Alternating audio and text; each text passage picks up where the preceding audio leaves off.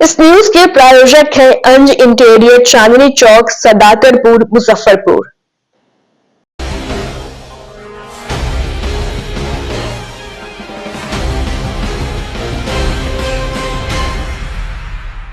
नमस्कार, स्वागत है आपका डे न्यूज में और दिन भर की तमाम अहम खबरों के साथ मैं हूं आरती सिंह। आगे बढ़ने से पहले आइए नजर डालते हैं आज की खास खबरों पर।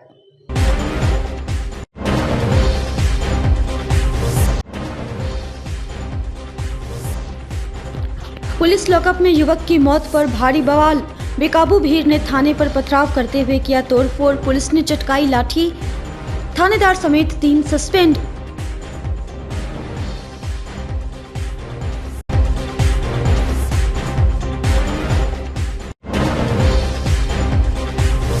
उत्तर बिहार का सबसे बड़ा स्मैक कारोबारी मनोज शाह और पुलिस के बीच मुठभेड़। पुलिस ने मनोज के पैर में मारी गोली, अन्य स्मैक कारोबारी के बीच हड़कंप।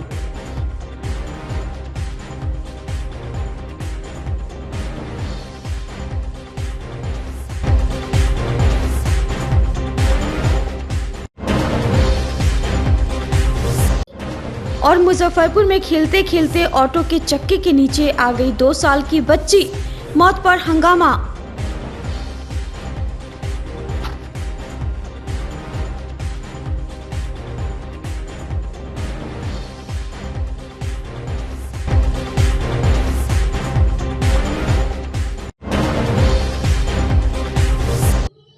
तो ये थी सुर्खियां और अब खबरें विस्तार से। मुजफ्फरपुर के कांटी थाने में उस समय भारी बवाल मच गया जब पुलिस लॉकअप में बंद एक युवक की मौत हो गई। आक्रोशित परिजनों ने जमकर तोड़फोड़ की और पुलिसकर्मियों की पिटाई कर दी। हालात बिगड़ता देख पुलिस ने लाठी चटकाई। 4 फरवरी को चोरी के आरोप में गिरफ्तार शिवम झा की कस्टडी में मौत से पुलिस पर उंगली उठ रही है। लापरवाही के आरोप में एसएसपी ने थानेदार समेत 3 पुलिसकर्मियों को सस्पेंड कर दिया है। एनएचआरसी की गाइडलाइन के तहत कांड की छानबीन की जा रही है। मामले की न्यायिक जांच के लिए भी लिखा गया है। कांटी थाना पुलिस इसे आत्महत्या बता रही है, लेकिन एसएसपी ने साफ कहा है कि यह घोर लापरवाही का मामला है। पुलिस से झड़प, मारपीट और तोड़फोड़ की ये तस्वीरें कांटी थाना परिसर की है। पुलिस लॉकअप में लूट कांड में पकड़े गए आरोपी का शव गुरुवार की सुबह फंदे से लटका मिला। इसकी सूचना मिलते ही पुलिस महकमे में हड़कंप मच गया। मृतक की पहचान कांटी थाना क्षेत्र के कलवाड़ी गांव निवासी 18 वर्षीय शिवम झा के रूप में की गई है। सूचना मिलते ही एसएसपी सुशील कुमार, ग्रामीण SP Vidyasagar, city SP Vishwajeet Dayal, DSP पश्चिमी अभिषेक आनंद सहित कई थानों की पुलिस मौके पर पहुंची। युवक का शव मफलर से बने फंदे से लटका हुआ था। वीडियोग्राफी कराकर फंदे से नीचे उतारा गया। इसी बीच पुलिस कस्टडी में युवक की मौत की सूचना पर सैकड़ों की संख्या में लोग थाना पहुंच गए। परिजन हत्या का आरोप लगाकर हंगामा करने लगे। वहां उपस्थित पुलिस अधिकारियों ने उन्हें समझाने का प्रयास किया, लेकिन कुछ उपद्रवियों ने थाना परिसर में तोड़फोड़ कर दिया। परिजनों के अनुसार शिवम के 2 दिन पहले पुलिस ने उठाया था और उसके साथ उसके कुछ दोस्तों को भी हिरासत में लिया था। बुधवार रात अचानक शिवम की मौत की सूचना मिली। यह खबर गांव में आग की तरह फैल गई और लोग आकर्षित हो गए। मृतक के परिजनों ने पुलिस पर संगीन आरोप लगाए हैं। उनका कहना है कि हिरासत के दौरान पुलिस ने शिवम को बेरहमी से पीटा, जिससे उसकी मौत हो गई। परिजनों ने इसे पुलिस कस्टडी में हत्या करार देते हुए न्याय की मांग की है। मौत की सूचना मिलते ही सैकड़ों की संख्या में लोग कांटी थाना पहुंच गए और प्रदर्शन शुरू कर दिया। इस दौरान गुस्साई भीड़ ने थाने पर पथराव किया और कार्यालय के भीतर तोड़फोड़ कर दी। हालात बिगड़ते देख पुलिस को अतिरिक्त बल बुलाना पड़ा। इस मामले में पुलिस की बड़ी लापरवाही सामने आई है। एसएसपी सुशील कुमार ने कांटी थानेदार सुधाकर पांडे, ओडी पदाधिकारी और संतरी को सस्पेंड कर दिया है और विभागीय कार्रवाई की बात कही है। पुलिस लॉकअप में मौत के बाद कांटी इलाके में तनावपूर्ण माहौल है। फिलहाल पुलिस इलाके में गश्त बढ़ा दी है। सुधाकर पांडे आए पहले बेर में, तो हमको पहला बार में आए, जिस दिन पकड़ के लाया उसके सवेरे हम आए तो हमरा कहता है कि काहे तुम ऐसा बच्चा पैदा किया। तो हम कहे कि सर कथी कर दिए, गलती है तो बच्चा करता है। हाँ, मिथुन कुमारो कर नाम है। वो बेर भतीजा हमरा बोलक जे फुआ गे तू थाना पड़ा, तो हम कहलिए जे बउआ खाना ले ले अबै छी, खाना लेके अबै छी जे की बात कान तो तू आवे न। तो वो हमरा न कुछो कहलक रह जहर नहीं न वाला बात है। तब वहाँ से अली 1 दिन पहले तो पहले ही हमरा सुधाकर पांडे तो हमरा गाड़ी अला खूब। फिर 2 बजे रात के ही हमरा यहाँ गेलक। कब गया था कब? परसों कल 4 तारीख कल 5 तारीख था ना, 4 तारीख के रात में वहाँ गया तो पूरा घर में छानबीन किया। बउआ का ID प्रूफ भी ले लिया, उस पर था मोबाइल था, ये बउआ कमा के लाया था। तो उस बाजा बज रहा था तो बाजा में इसका बाजा लगा हुआ तो वहाँ चला गया। तो पैसा के मम्मी मालिक के पैसा ही रख ले 30,000 रुपया। वो औरतिया जो है से स्मार्ट घड़ी रहे से बउआ के जितना आधार थी प्रूफ केस में कुछ केस नहीं, यहाँ केस बनाए गाड़ी चोरी ये बोले जो गाड़ी चोरी किया है। गाड़ी चोरी करने के बाद तो हम कहे सर गाड़ी बरामद हुआ है, तो नहीं हुए गाड़ी खोज रहे हैं। जो फलाना कथी नाम है रे बउआ ओकर पल्लुआ और ये राजू पासवान मुखिया जी ना मुखिया जी ना सुनो। आप लोग का क्या आरोप है? हमारा आरोप यही है जो यहाँ थी महिला भी थी, हमारा आरोप है जो सबके सजा हो के चाहिए। सर फांसी के सजा होना चाहिए। हमें कॉल किया थाना वाले हम लोग को बोल रहा है कि से तुम 2 बजे वहाँ जाओ, 2 बजे तक तुम्हारे भाई वहाँ पे कचहरी पहुँच जाएगा। लेकिन हम लोग सारे वो 3 तारीख को बताइए 3, 4, 5 हो गया, आज 6 तारीख हो रहा है। तो 2 दिन में 24 घंटे चाहे 12 घंटा वहाँ पे सबमिट करना चाहिए, वहाँ सबमिट नहीं किया। कल आया थाना पर तो बोला कि 2 बजे वहाँ पे हम पहुँचा देंगे वहाँ पे कचहरी में। जब कितना घंटा रखा वहाँ? कहाँ पे? थाना पूरा दिन है 2 तारीख से 2 तारीख के रात में 2 तारीख के 6 बजे 2 तारीख के 6 बजे जो अति किया 6 बजे जो अरेस्ट 3 तारीख को भाई है ये भाई का मर्डर किया है सर। कौन मर्डर किया है? ये वो पांडे जी सुधाकर पांडे जी वो किए हैं समझे। वो राजू पासवान पल्लू कुमार एगो है, पल्लू कुमार ऋतिक और 1 2 और लड़का नाम नहीं बता नाम नहीं याद उसका, वो है 2 मिल के मर के रात हमको काटी था ना। 3 आदमी को पकड़ के लाया, 3 आदमी को 2 छोड़ 3 को लाया, 2 छूट गया। इसका मर्डर कैसे हो गया सर? आज क्या जानकारी मिला था आप लोग को? आज हम काम जानकारी दिया साउंड के काम करने जा रहे थे, साउंड लोड कर लिया। हम साउंड के काम कर साउंड लोड करके जा रहे थे काम करने, तो मिट्टू भैया है मिथुन भैया वो फोन किया क्या है तुम थाना पर आओ। तो थाना पर तो हम कहे कहूँ कुछ होगा तो हम नहीं गए। मम्मी को बोले मम्मी, तब घरे उज्जवल भैया हमारे वो फोन किए कि हाँ इन्ना बात है तो मर्डर हो गया। वहाँ से यहाँ आए हम कल 8 बजे रात में 8 बजे 8 साढ़े 8 बजे मेरा जो एडवोकेट है उनसे भी पूछे, उनसे भी फ़ोन करवाए यहाँ पे। हम क्या सूचना दिया गया? हम लोग को सूचना कुछ दिया गया कि थाना से नहीं किसी अथी से माध्यम से मिला 3 आदमी को उठा कर लाए थे, जिसमें चोरी का आरोप नहीं, सरस्वती पूजा कर रहे था उसे सब खड़ा था। खड़ा होने के बाद जो है से 3 अथी के उठा के लाया, जिसमें से 2 को प्रमुख से उप प्रमुख साहब के कथनानुसार सुधाकर पांडे ने वहाँ जो है से 2 को छोड़ दिया और हमारे बच्चा को जाकर यही हत्या कर दिए हैं। और जब हम खाना देने के लिए जब गए तो खाना चेक करके खिलाया जाता है, खाना हम लोग का खिलाया कि जैसे उस बच्चा को खाने तक भी नहीं दिया गया। जब कोर्ट में जाकर वकील साहब से बात हमने किया तो वकील साहब ने हमने से कहा कि वकील साहब ने कहा कि इनको फ़ोन किया गया, लेकिन कहते हैं कि अब मेडिकल हो रहा है। यही हमारे बच्चा को उन्होंने मेडिकल कल दिन में कराया है, दिन में मेडिकल। इस तरह से यह साजिश की तरह, नेता लोगों के साजिश की तरह मारा गया है। 2 को छोड़ दिया गया, 1 बच्चा को जैसे हमको मौत। हम लोग का मांग है कि जिसने ऐसा काम किया सुधाकर पांडे ने ही हमारे बच्चे को मारा है, उनको भी उसी तरह से 302 का जो है से मुद्दा बनाकर जो है उनको भी वही चीज़ होना चाहिए। यही एक गरीब ब्राह्मण से आप लोगों से निवेदन है।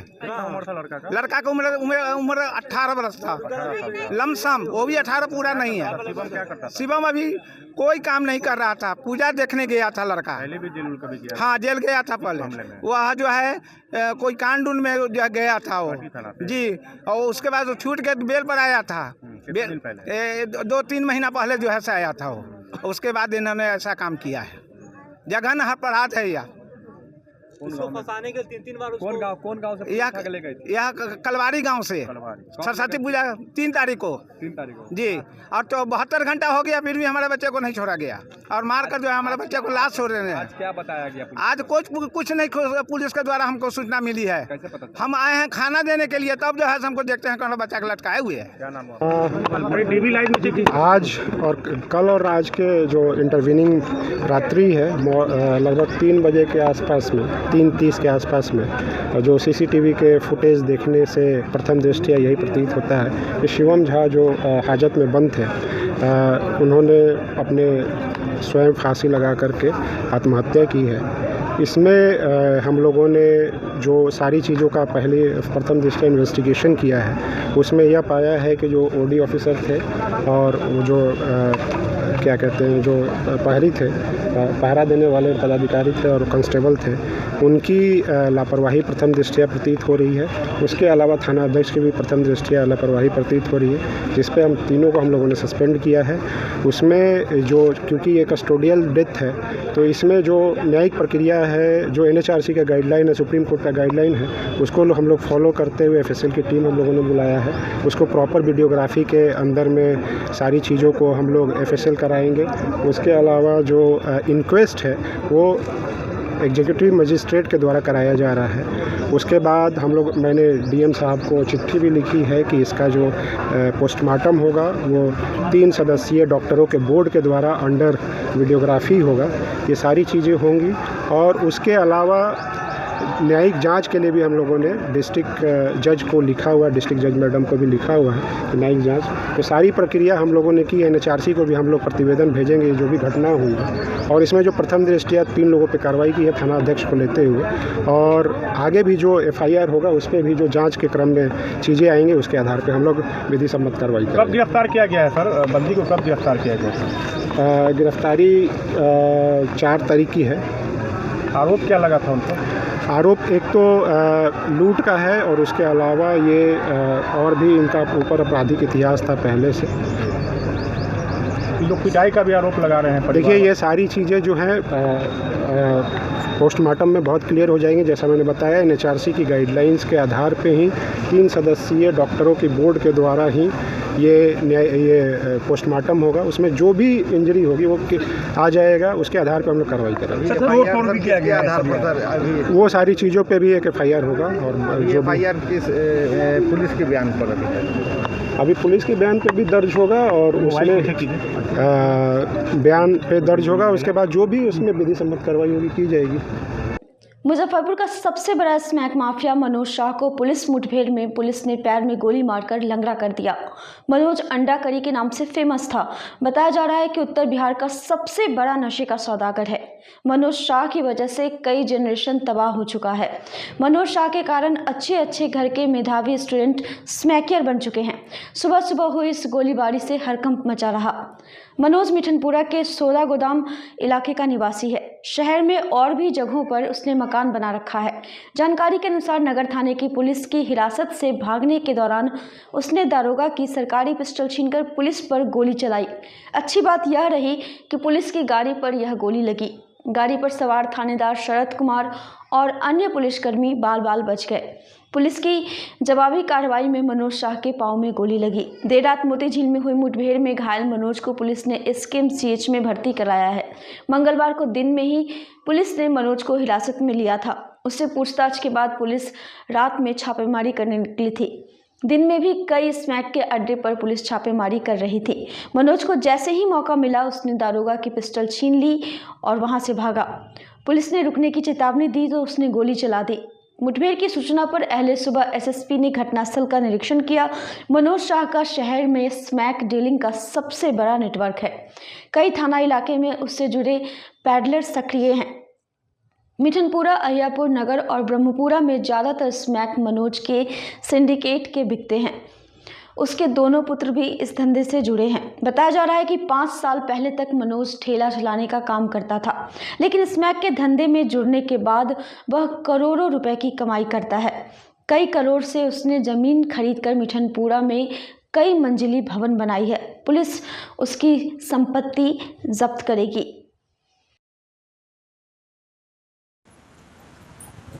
नहीं, ये कल रात में मनोज शाह नामक स्मैक तस्कर की गिरफ्तारी हुई और उसकी निशानदेही पर उसके घर की तलाशी हुई। उसके सहयोगी अशोक शाह के घर पर तलाशी हुई। मादक पदार्थ और भारी मात्रा में जेवरात बरामद हुआ और अगले ठिकाने पर उसके स्वीकारोक्ति बयान के आधार पर तलाशी के लिए हमारी टीम जा रही थी। वो गाड़ी से हमारे पदाधिकारी का हथियार लेकर भागने लगा। उसी क्रम में ये मुठभेड़ हुई। ये सुबह करीब 4 साढ़े 4 बजे के आसपास। कहाँ पर से घटना हुई है? ये मोती झील के आसपास घटना हुई। ये मिठनपुरा क्षेत्र में का ये सक्रिय अपराधी है और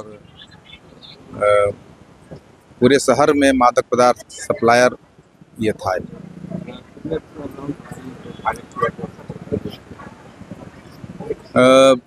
2 गोलियां पुलिस की ओर से फायर की गई है तो इसके पैर में लगी।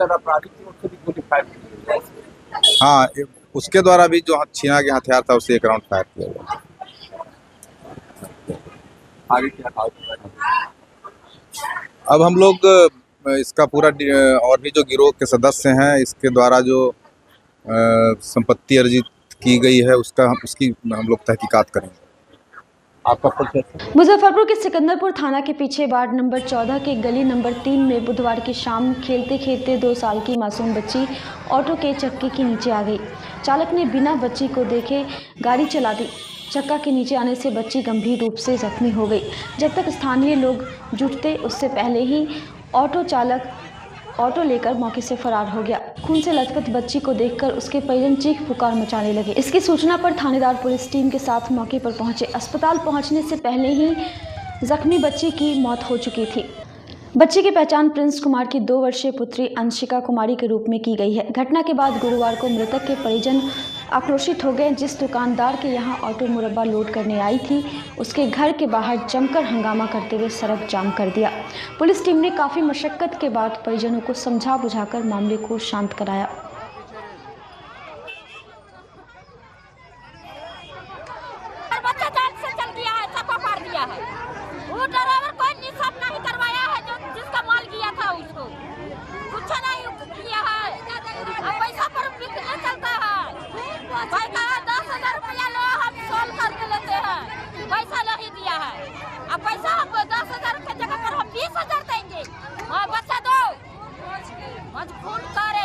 रोड का जाम कर दिया। जान ले लिया, बाईजूसा लिया, अनीता देवी लिया, उसका बेटा लिया। हमको बाईजूसा से मुआवजा लेना है। हमको भरपाई करे बाईजूसा, हमको भरपाई करे बाईजूसा।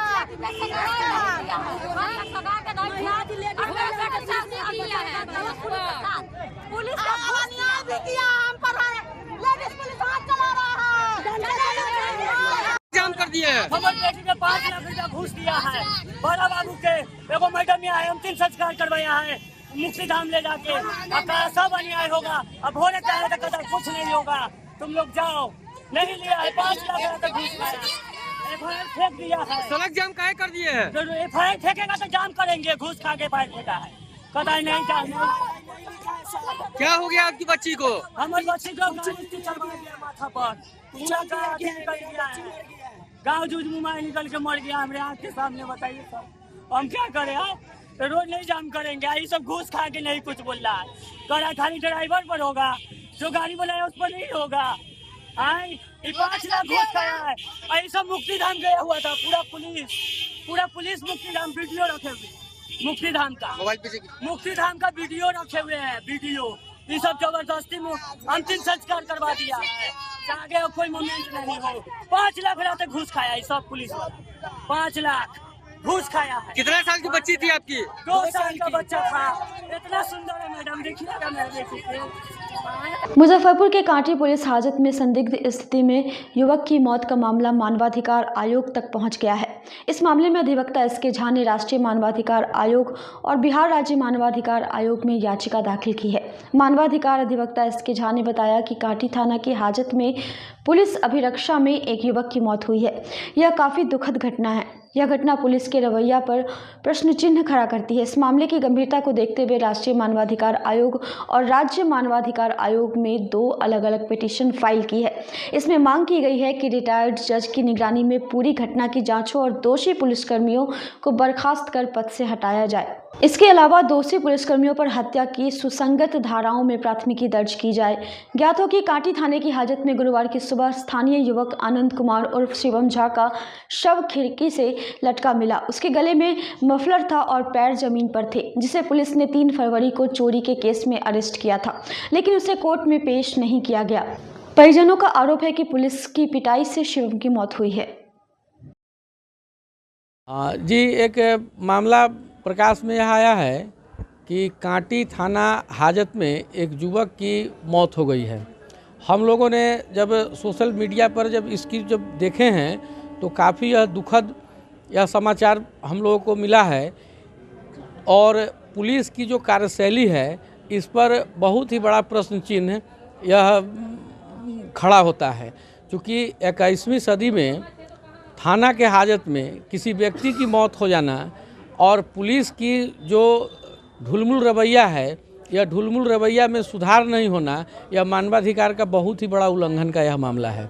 और हाजत में युवा का मौत हुआ, किन परिस्थिति में मौत हुआ, क्यों उसकी मौत हो गई, कौन कौन पदाधिकारी इसमें दोषी हैं, कौन कौन पुलिसकर्मी इसकी दोषी हैं, जो कि यह पूरा मामला प्रशासन के स्तर से सही नहीं हो सकता है। प्रशासनिक रूप से इसकी जांच सही नहीं हो सकती है। इसके लिए हमने नेशनल ह्यूमन राइट कमीशन और Bihar state human right commission को हमने 2 अलग अलग पिटीशन फाइल किया है और हम अपने याचिका से यह मांग किया है कि मानवाधिकार आयोग के रिटायर्ड जज के निगरानी में इस पूरे मामले की जांच हो और जो दोषी पुलिस पदाधिकारी हैं और जो 2 दोषी पुलिसकर्मी हैं उनकी बर्खास्तगी की प्रक्रिया हो।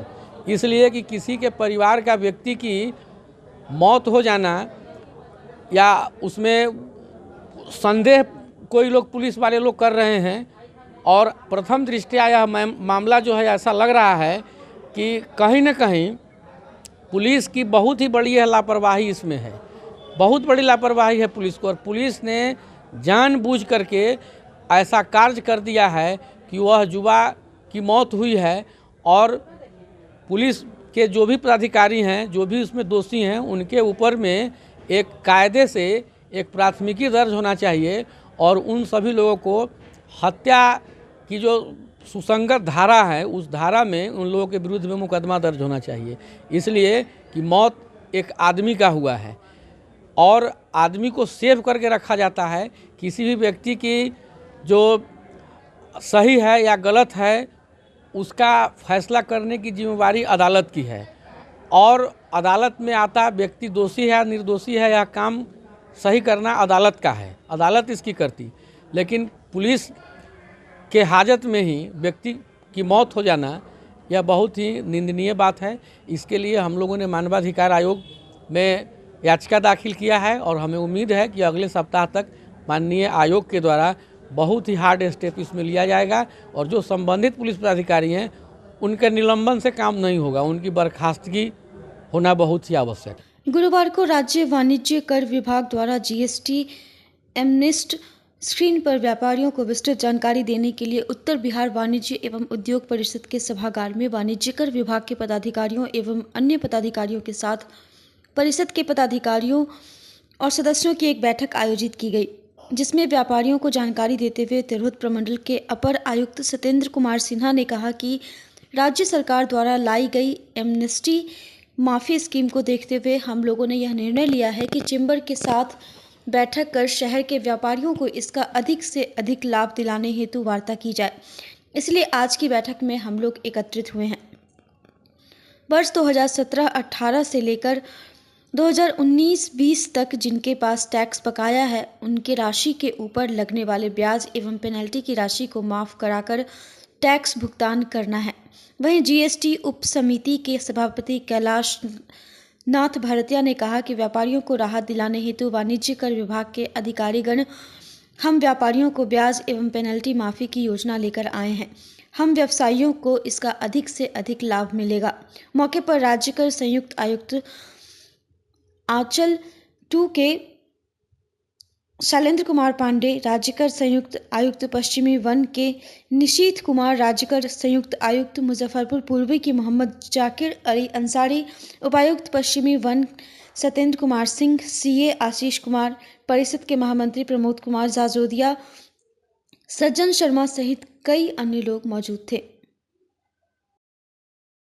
जी हाँ, आज हम लोगों ने यह निर्णय लिया कि north Bihar chamber of commerce के प्रतिनिधियों के साथ चैम्बर के भवन में ही एक बैठक रखें, जिसमें हम लोगों ने ये जो व्यवसायी वर्ग हैं उनको इस बात पर एजुकेट करने की कोशिश की है कि जो जीएसटी की एमनेस्टी स्कीम है उसका लाभ उठाएं और एसजीएसटी और सीजीएसटी एक्ट के सेक्शन 73 में जो आदेश वर्ष 2017-18 से लेके वर्ष 2019-20 तक के मामलों में हुए हैं, उन पर सिर्फ कर की राशि का भुगतान कर वो ब्याज और जो पेनल्टी है उससे मुक्ति पा सकते हैं।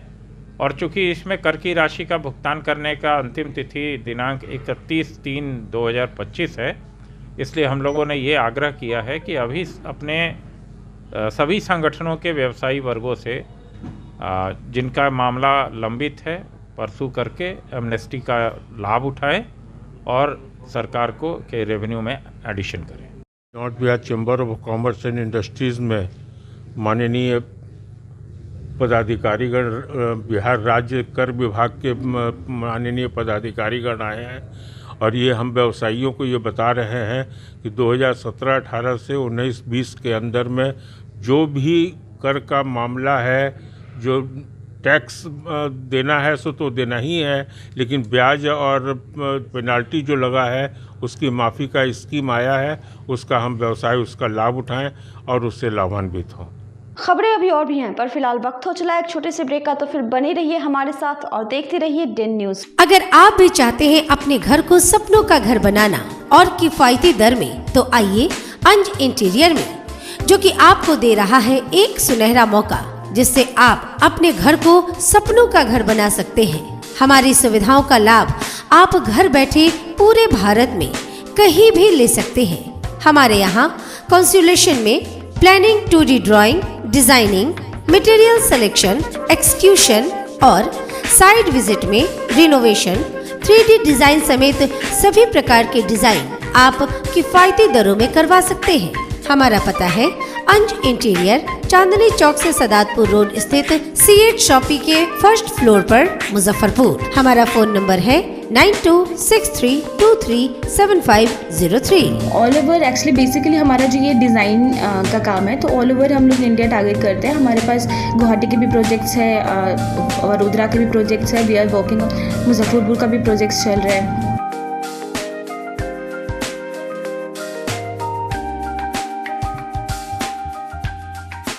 ब्रेक के बाद एक बार फिर आपका स्वागत है डेन न्यूज में, और अब बढ़ते हैं अगली खबर की ओर। गुरुवार को मुजफ्फरपुर शहर के मारेपुर स्थित एक निजी होटल में 94 शहरी विधानसभा क्षेत्र से उम्मीदवार डॉक्टर गौरव वर्मा और समाज सेवी रानू शंकर ने रोसड़ा निवासी और करनी सेना के सदस्य कुंदन सिंह का स्वागत किया और केक कटवाकर उनको सम्मानित किया। इस दौरान होटल में शहर के काफ़ी प्रबुद्ध जन उपस्थित थे। कार्यक्रम के दौरान शहर की राजनीति और शहर का बेहतर ढंग से कैसे विकास हो, इस पर चर्चा हुई, जिस दौरान वहां उपस्थित लोगों ने भी ये माना कि डॉक्टर गौरव वर्मा जैसे साधारण और स्वच्छ छवि के लोगों की मुजफ्फरपुर की राजनीति में काफ़ी ज़रूरत है। जब तक ऐसे स्वच्छ छवि के लोग यहाँ की राजनीति से नहीं जुड़ेंगे, तब तक शहर की राजनीति साफ सुथरी नहीं होगी।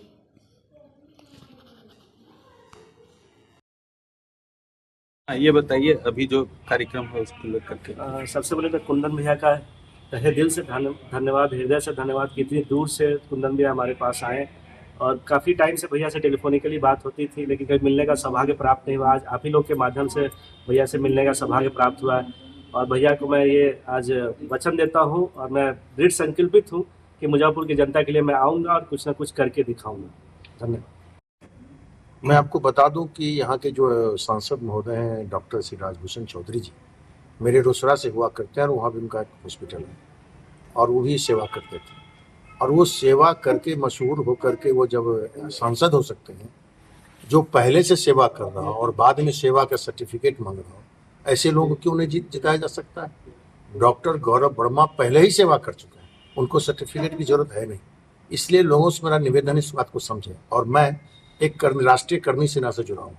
मैं भोपाल, राजकोट, अहमदाबाद जहाँ भी गया हूँ, मेरे हजारों समर्थक मित्र अगर ये आप इस चैनल के मार्फत सुन रहे होंगे तो मेरा निवेदन है कि जो भी करनी सेना और अन्य ऐसे भारतीय समाज सेना से भी मैं जुड़ा हूँ, ऐसे लोगों से मेरा निवेदन है कि जो भी मुजफ्फरपुर से रिलेटेड हों, आप डॉक्टर गौरव शर्मा से मिलें और उनको महसूस करें और उसके बाद उनको फिर अपना मजबूती से समर्थन देकर आगे बढ़ाएं।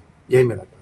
स्वतंत्रता सेनानी जगलाल चौधरी की जयंती समारोह में शामिल होने के लिए पटना पहुंचे कांग्रेस नेता राहुल गांधी से मुजफ्फरपुर जिलाध्यक्ष अरविंद कुमार मुकुल ने मिलकर उन्हें मुजफ्फरपुर आने का निमंत्रण दिया। इस दौरान अरविंद कुमार मुकुल ने कहा कि पटना में राहुल गांधी से छोटी मुलाकात हुई, जिसमें उन्हें बताया कि मुजफ्फरपुर की धरती पर ही गांधी जी के चंपारण आंदोलन की भूमिका बनी और इस धरती ने मोहनदास करमचंद गांधी को महात्मा गांधी नाम दिया। इसलिए आपने जो दलित, पिछड़े, आदिवासी को संविधान प्रदत्त अधिकार दिलाने की मुहिम छेड़ी है, इस धरती से बिगुल फूंकने पर यह आवाज़ दूर तक जाएगी और हमारी बात सुनकर नेता प्रतिपक्ष राहुल गांधी से सार्थक आश्वासन मिला।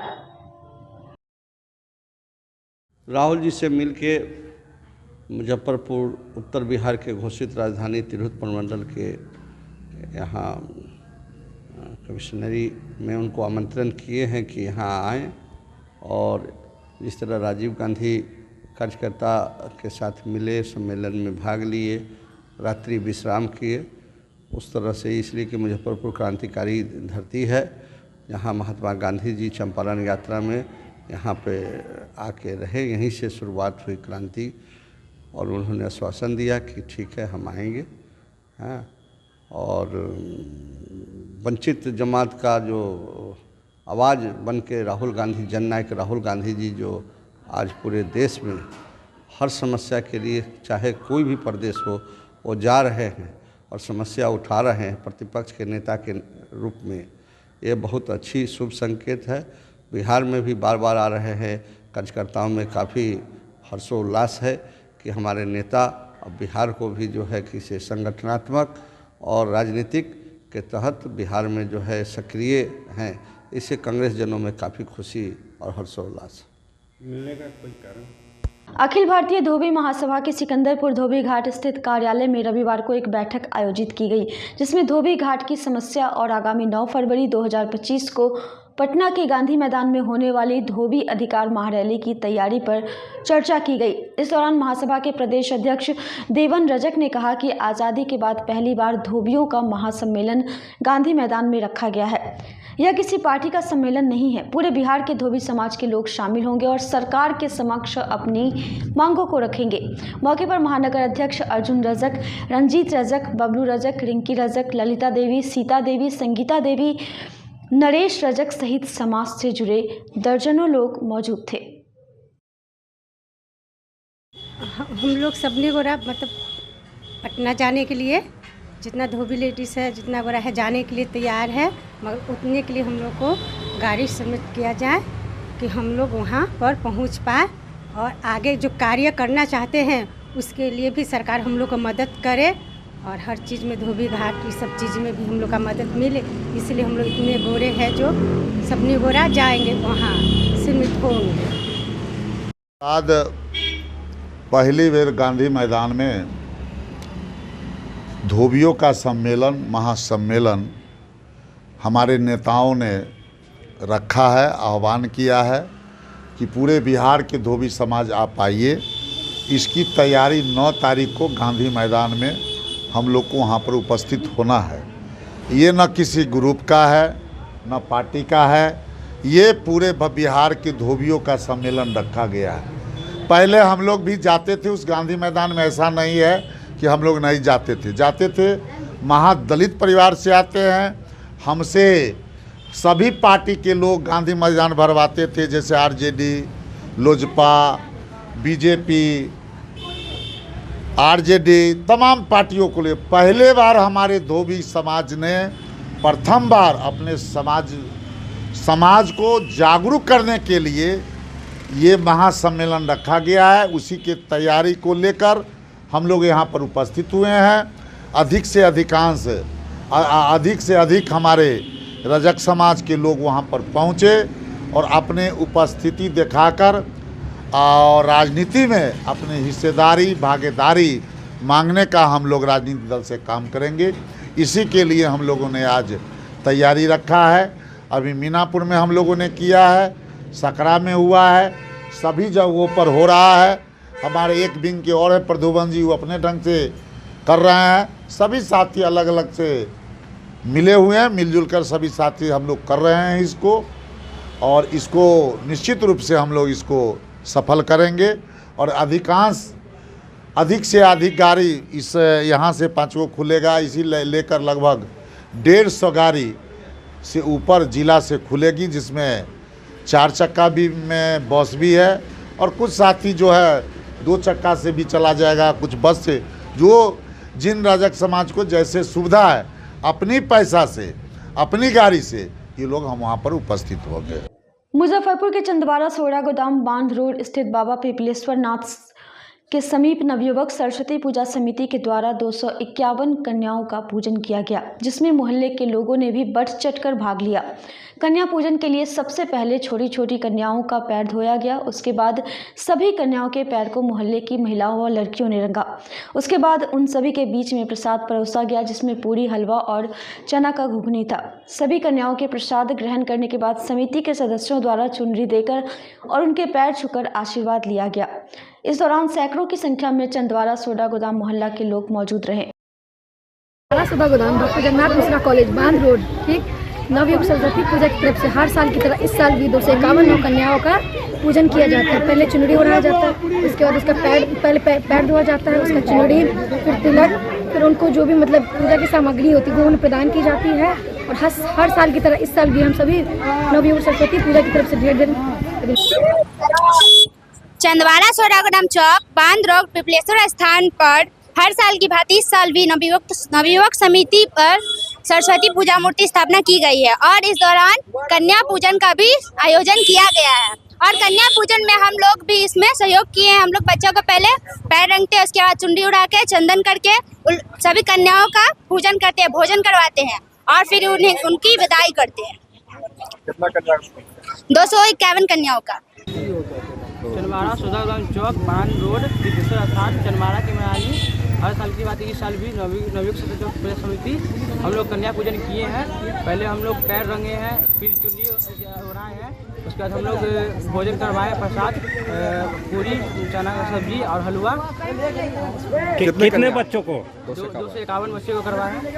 काफ़ी ज़्यादा उत्साह है लोगों में। काफ़ी ज़्यादा उत्साह, हम लोग बहुत खुश हैं। हर साल हम लोग यही करेंगे और करते रहेंगे। इस बार कुछ अलग है ना? क्या क्या सजावट में क्या क्या किया गया था? सजावट क्या किया गया था? सजावट हम लोग का डेकोरेशन हुआ है, हम लोग का सब बहुत अच्छा। और हम लोग माता को हर साल बैठाते हैं यहाँ पर, हर साल बैठाते रहेंगे। काफ़ी खुश दिख रहे हैं। अगली साल भी इसी तरह का? अगली साल इसी तरह, इससे भी अच्छी मिलेगी। आज की खबरों में बस इतना ही। कल फिर मिलेंगे कुछ नई खबरों के साथ। तब तक के लिए हमारी न्यूज टीम को दीजिए इजाजत। नमस्कार। अगर आप भी चाहते हैं अपने घर को सपनों का घर बनाना और किफायती दर में, तो आइए अंज इंटीरियर में, जो कि आपको दे रहा है एक सुनहरा मौका, जिससे आप अपने घर को सपनों का घर बना सकते हैं। हमारी सुविधाओं का लाभ आप घर बैठे पूरे भारत में कहीं भी ले सकते हैं। हमारे यहाँ कंसुलेशन में planning, 2D drawing, designing, material selection, execution और साइट विजिट में रिनोवेशन, 3D डिजाइन समेत सभी प्रकार के डिजाइन आप किफायती दरों में करवा सकते हैं। हमारा पता है अंज इंटीरियर, चांदनी चौक से सदातपुर रोड स्थित सीएट शॉपी के फर्स्ट फ्लोर पर, मुजफ्फरपुर। हमारा फोन नंबर है 9263237503। ऑल ओवर एक्चुअली बेसिकली हमारा जो ये डिज़ाइन का काम है, तो ऑल ओवर हम लोग इंडिया टारगेट करते हैं। हमारे पास गुवाहाटी के भी प्रोजेक्ट्स है, वडोदरा के भी प्रोजेक्ट्स है, वी आर वर्किंग, मुजफ्फरपुर का भी प्रोजेक्ट्स चल रहा है।